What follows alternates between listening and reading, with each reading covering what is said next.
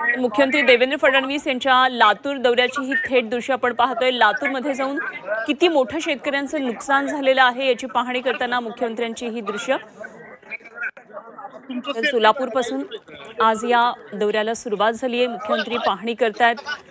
अतिवृष्टीमुळे पूरग्रस्त या सर्व शेतकऱ्यांची काय नेमकी व्यथा आहे, काय नेमकं त्यांचं दुःख आहे, सगळं जाणून घेतात। कालच्या पावसामध्ये इथपर्यंत पाणी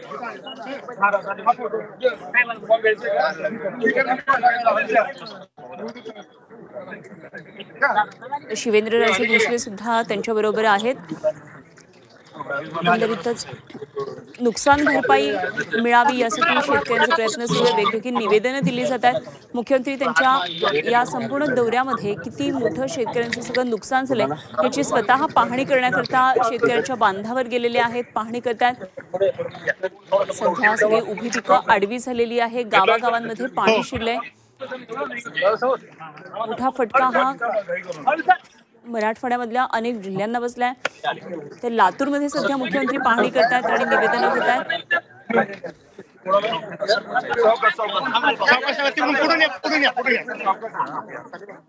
तर मुख्यमंत्र्यांच्या या दौऱ्यानंतर निश्चितच शेतकऱ्यांच्या अपेक्षा वाढलेल्या आहेत। काही वेगळी घोषणा मुख्यमंत्री त्यांच्या या भागासाठी करतील का याकडे सगळ्यांचं खरं तर लक्ष लागलेलं आहे।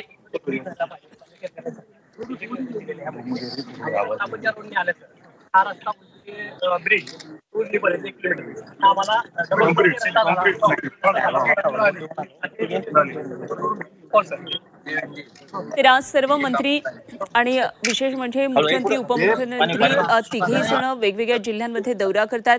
काय सगळी पूरस्थिती आहे ते पाहतायत।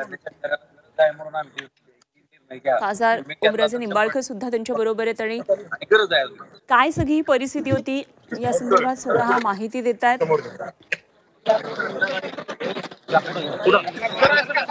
तर मुख्यमंत्र्यांकडून बऱ्याच अपेक्षा लातूरवासियांना आहेत। मोठ्या प्रमाणामध्ये लातूरवासियांनी गर्दी केली आहे मुख्यमंत्र्यांच्या या दौऱ्यादरम्यान।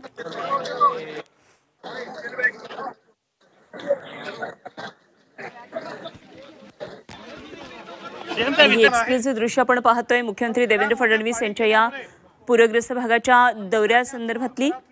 सध्या शेतकऱ्यांच्या डोळ्यात आसवा आहेत आणि आपल्या व्यथा मुख्यमंत्र्यांसमोर ते मांडतात।